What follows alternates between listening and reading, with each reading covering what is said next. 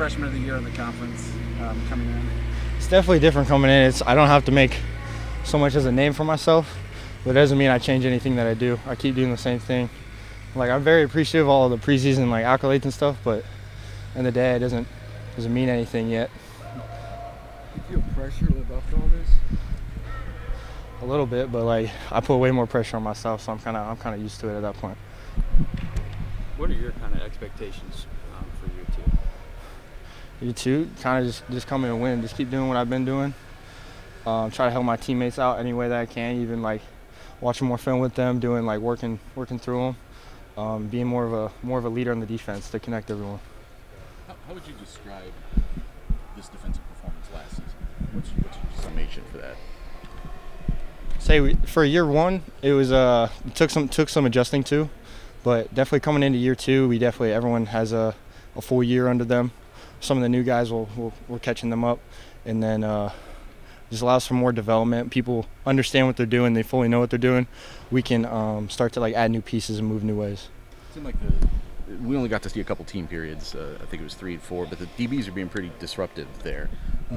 How are you seeing just that group, the competitiveness within that group? Is it pushing the performance up at all? Oh yeah, by far. I think we're all a lot closer together, and we all get on each other now. So we got like kind of accountable, and then like I want to be better than that guy. He wants to be better than me.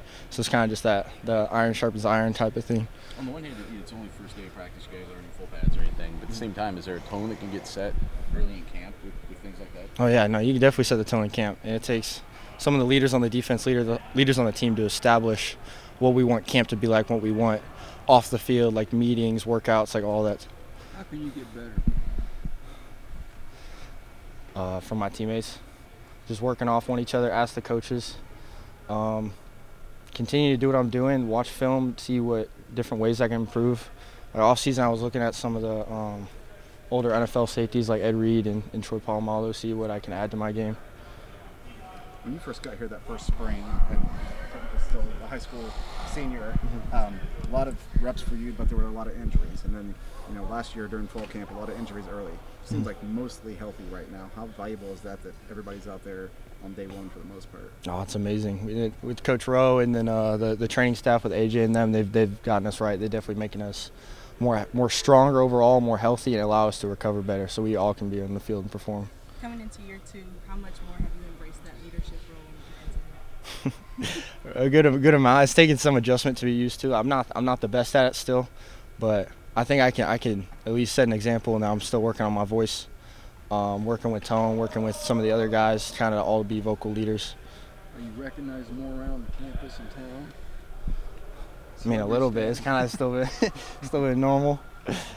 You're in the catbird seat there in the way this defense is structured. What's impressing you as far as what you're seeing in the front six so far? Front six, especially KJ, like moving positions, still be able to be more of a vocal leader as the Mike linebacker. Will coming onto his own. Sheeta, CJ, Jaira, like all the outside linebackers playing together, and then Cole Brevard, Mo, Spider, some of the other interior guys just like being disruptive in there, like knock back on the front side, squeeze on the back side. For KJ, you think that schematic adjustment is the tougher part of it than just the physical adjustment for him moving to a different position? I mean, he like the scheme. You kind of know what you're doing. You're all playing off each other. So, like you should be knowing what the person next to you doing because you're playing off of him.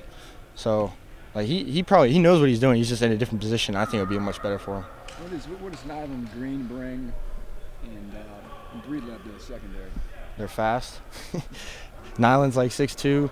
Breedlove and Nyland like probably some of the fastest guys on the team. They get in and out of their breaks. They can communicate. They can relay what they're seeing on the field and stuff. So it just allows all of us to play faster, play more together. How does that work kind of in conjunction with the athletes you guys have brought in at receiver? Do you feel like that's going to be a challenge for the secondary throughout preseason camp? I think a little bit, but again, the iron sharpens iron. The better guys, when you get on offense, the better guys, they can make our defense and vice versa.